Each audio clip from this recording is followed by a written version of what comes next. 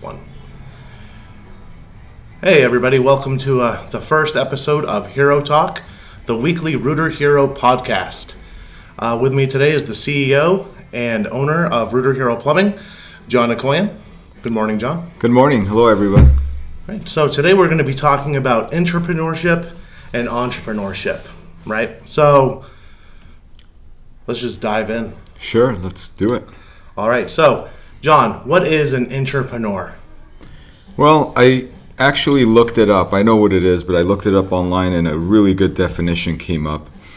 And it said that an intrapreneur is an acting entrepreneur within an established company, creating new business venture within an organization or existing structure.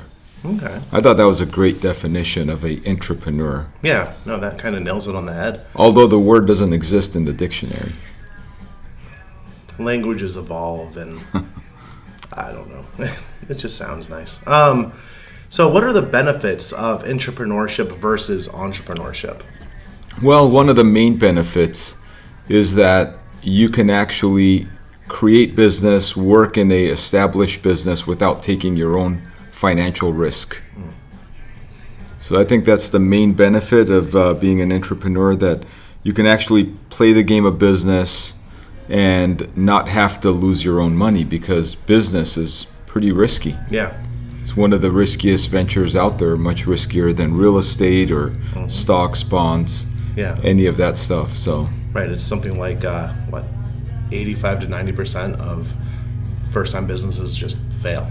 Yeah, I mean, it's a huge number within the first 5 years. Yeah. And then the other 50% fail between 5 and 10 years. Yeah. So there's a very small chance of businesses succeeding outside of that realm. It's scary.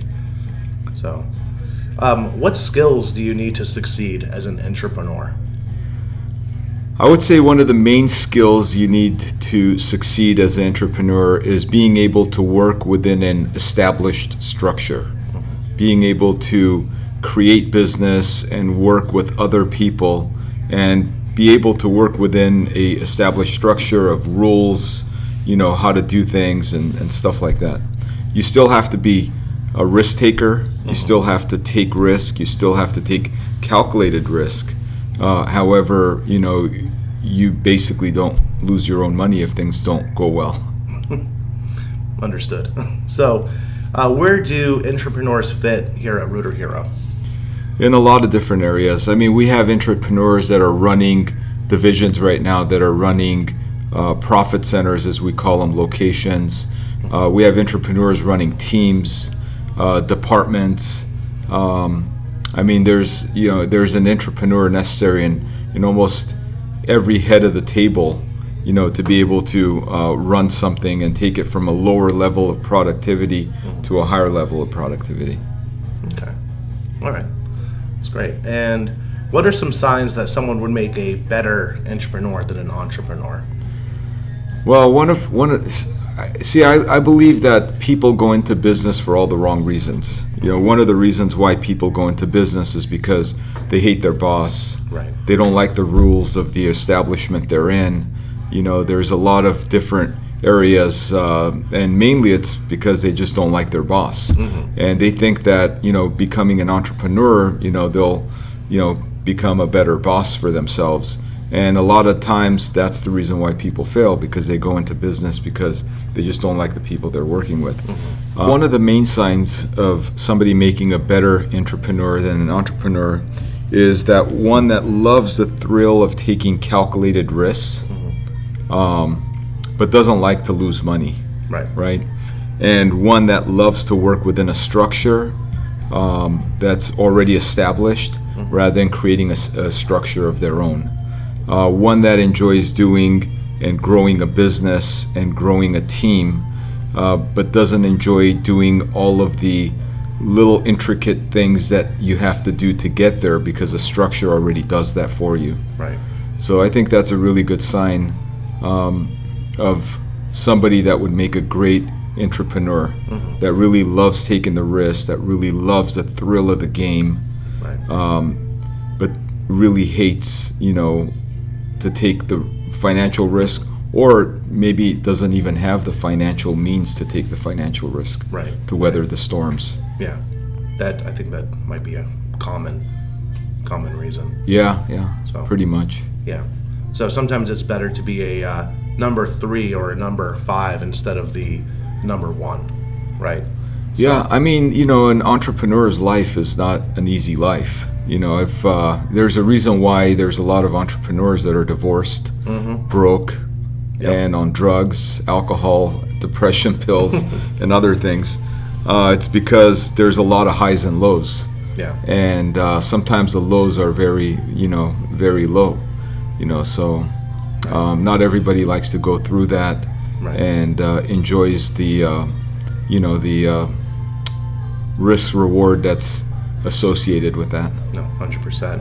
And right now, going a little off script here, but right now, being an entrepreneur has been glamorized in social media world, where it seems like 75% of all Instagram bios have the word entrepreneur in there somewhere, regardless if they own a company or not.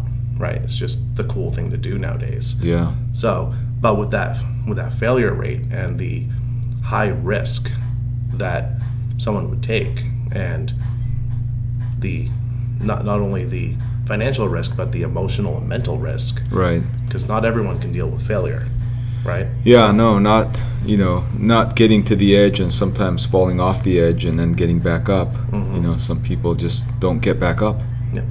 Do you have any stories or anything about entrepreneurs in Rooter Hero? Yeah, we have quite a few. I mean, at Rooter Hero, we have a really good entrepreneur program where there's the short-term gains of the progress and the long-term gains as well, because we offer, we offer phantom stock, we offer shares for people to, help us grow a division.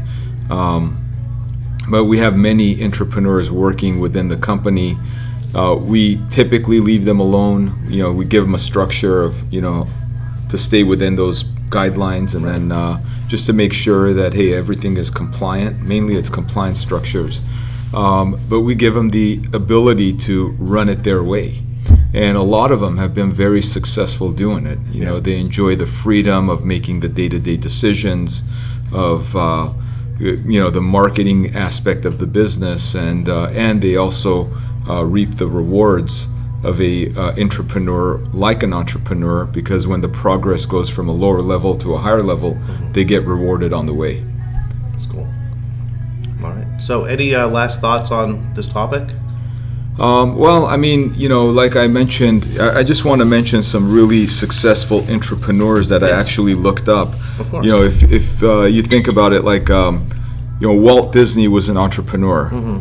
His brother Roy was an entrepreneur. Right. When Roy first started working for Walt, he started as an assistant. But Disneyland and Disney World and all of the Disney products wouldn't be what it was without Roy Disney. Right. A lot of people remember Walt, but Roy was actually the guy that made a lot of it happen.